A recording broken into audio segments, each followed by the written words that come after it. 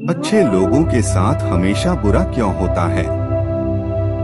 गीता में श्री कृष्ण ने इस प्रश्न का उत्तर दिया है। श्री कृष्ण ने अर्जुन को इसका जवाब देते हुए यह बात समझाई है कि लोगों को उनके कर्मों का फल हमेशा मिलता है।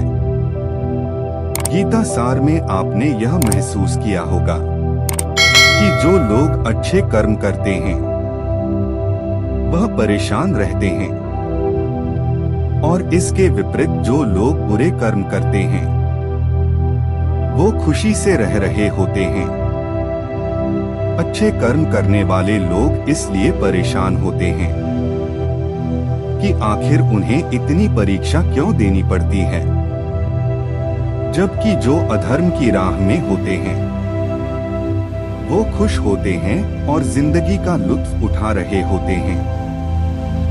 अगर आपके मन में भी यह सवाल आता है तो आज आपको इसका जवाब मिल जाएगा।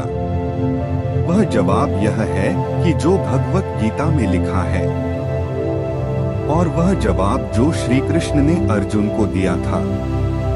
भगवत गीता में वर्णित कथा के अनुसार जब भी अर्जुन के मन में कोई दुविधा होती थी तो वह श्री कृष्ण के पास पहुंच जाते थे। एक समय की बात है, अर्जुन ने भगवान श्री कृष्ण के समीप आकर कहा कि मैं दुविधा में हूँ, और इसका जवाब वो श्री कृष्ण से चाहते थे। श्री कृष्ण ने पूछा कि क्या सवाल है? अर्जुन ने कहा, मुझे यह जानना है कि अच्छे लोगों के साथ हमेशा बुरा ही क्यों होता है, वहीं दूसरी तरफ बुरे लोग खुशहाल दिखते हैं। अर्जुन के मुंह से ऐसी बातें सुनकर श्री कृष्ण मुस्कुराए और कहा, मनुष्य जैसा सोचता है और महसूस करता है वैसा कुछ नहीं होता है, बल्कि अज्ञानता की वजह से वह सच्चाई नहीं समझ पाता है। अर्जुन को उनकी यह बात समझ नहीं आई। उसके बाद श्री कृष्ण ने अर्जुन से कहा, हे पार्थ, मैं तुम्हें एक कथा सुनाता हूँ। उसे सुनकर तुम समझ जाओगे कि हर प्राणी को उसके कर्मों के हिसाब से ही फल मिलता है। प्रकृति हर किसी को अपनी राह चुनने का मौका देती है। अब वह मनुष्य की इच्छा पर निर्भर करता है कि उसे धर्म की राह चुननी है या फिर अधर्म की। कथा शुरू करते हुए श्री कृष्ण ने कहा, एक नगर में दो पुरुष रहते थे। एक पुरुष व्यापारी था जिसके जीवन में धर्म की बहुत महत्ता थी। वो पूजा पाठ में यकीन रखता था। वह हर रोज मंदिर जाता था और दान धर्म भी किया करता था, और वह हर रोज भगवान की पूजा पाठ करता था। वहीं दूसरा पुरुष बिल्कुल विपरीत था। वह हर रोज मंदिर तो जाता था, लेकिन पूजा करने नहीं जाता था, बल्कि मंदिर के बाहर से जूते चप्पल चुराने जाता था। उसे दान और धर्म से कोई लेना देना नहीं था। समय बीतता गया और एक दिन बहुत जोर की बारिश हो रही थी।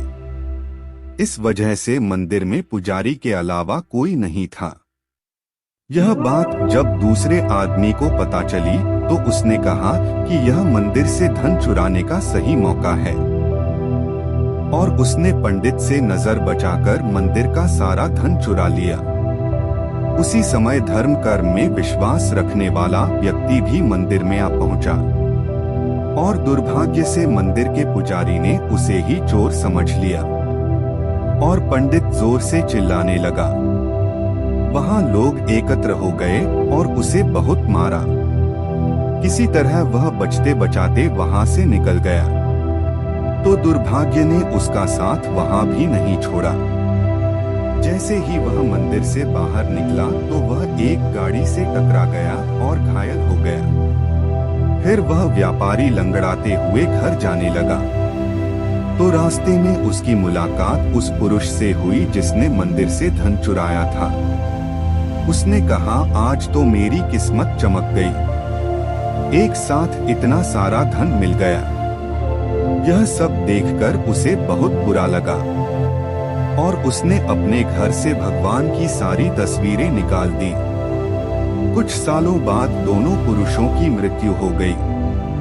मरने के बाद जब दोनों यमराज की सभा में पहुंचे और भले पुरुष ने दूसरे व्यक्ति को देखा तो उसे बहुत गुस्सा आया।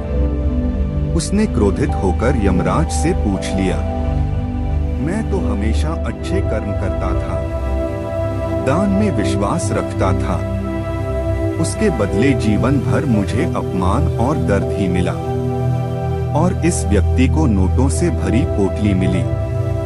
आखिर ऐसा भेदभाव क्यों? इस पर यमराज ने कहा, पुत्र तुम गलत समझ रहे हो।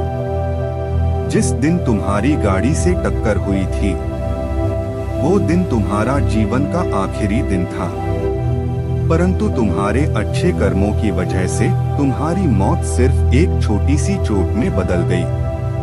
तुम इस दुष्ट व्यक्ति के बारे में जानना चाहते हो। दरअसल इसके भाग्य में राजयोग था, मगर इसके कुकर्मों और धर्म की वजह से वह सिर्फ एक छोटी सी धन की पोटली में बदल गया। कथा सुनाने के बाद श्री कृष्ण अर्जुन से कहते हैं, पार्थ क्या तुम्हें तुम्हारे सवाल का जवाब मिल गया? ऐसा सोचना कि भगवान तुम्हारे कर्मों को नजरअंदाज कर रहे हैं, यह बिल्कुल भी सत्य नहीं है। भगवान हमें कब क्या किस रूप में दे रहा है मनुष्य को समझ में नहीं आता है, मगर आप अच्छे कर्म करते रहेंगे तो भगवान की कृपा हमेशा बनी रहती है। इसलिए अपने अच्छे कर्मों को बदलना नहीं चाहिए, क्योंकि उस कर्म का फल हमें इसी जीवन में मिलता है। श्री कृष्ण ने गीता में भी बताया है कि किसी का किया गया कर्म कभी बेकार नहीं जाता है, चाहे वह कर्म अच्छा हो या फिर बुरा।